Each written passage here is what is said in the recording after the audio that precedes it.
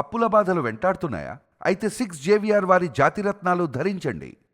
సృష్టి fertility case 2 Telugu రాష్ట్రాల్లో సంచలనం క్రియేట్ అయింది అందరికీ తెలిసిన విషయమే. అయితే ఈ కేసులో ఇప్పుడు వైసీపీ లింకులు బయటకొస్తున్నాయి. తీగ లాగితే డొంక కదులుతోంది. సృష్టి హాస్పిటల్ డాక్టర్ నమ్రత టీంలో వైసీపీ మాజీ ఎమ్మెల్యే వాసుపల్లి గణేష్ సోదరుడు రవి ఉన్నట్టుగా తేలింది. కేజీహెచ్ ఆసుపత్రిలో అనస్థీషియా వైద్యుడిగా ఉన్న డాక్టర్ వాసుపల్లి రవిని హైదరాబాద్ పోలీసులు కొద్దిసేపటి క్రితమే అదుపులో తీసుకున్నారు. సృష్టి హాస్పిటల్ దందా అంతా వైజాగ్ కేంద్రంగానే జరిగిందని, సరోగసి పేరుతో లక్షల రూపాయలు వసూలు చేసి పసిబిడ్డలను అమ్మకానికి పెట్టినట్టుగా పోలీసులు అనుమానిస్తున్నారు. అదే జరిగింది. యాక్చువల్గా చెప్పాలంటే అత్యంత పవిత్రమైన వైద్య వృత్తిలో ఉంటూ అత్యంత అమానవీయంగా డబ్బుల కోసం సరోగసి అని చెప్పి పిల్లలను అమ్మిన డాక్టర్ నమ్రత ప్రస్తుతం ఇప్పుడు జైల్లో ఊచలు లెక్క పెడుతున్నారు. ఆ ముఠాలో ఉన్న వారందరినీ పోలీసులు అరెస్ట్ చేస్తున్నారు.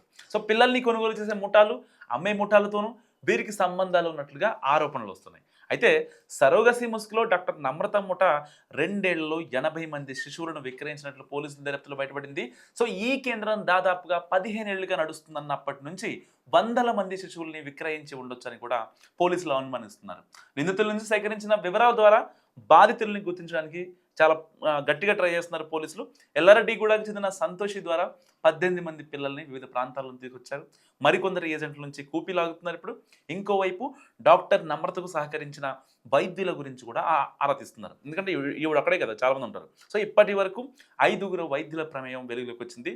ఇంకా ఎంతమంది వస్తారో ఎవరికి తెలియదు. సో ఇప్పుడు తాజాగా బ్రేకింగ్ ఏంటంటే వైసీపీ వాళ్ళకు కూడా దీంట్లో లింకులు ఉన్నాయి. సో మరి ఈ తీగ ఎక్కడ ఏ డొంకు కనెక్ట్ అవుతుందో ఎవరికి తెలీదు. చూద్దాం ఏం జరుగుతుందో.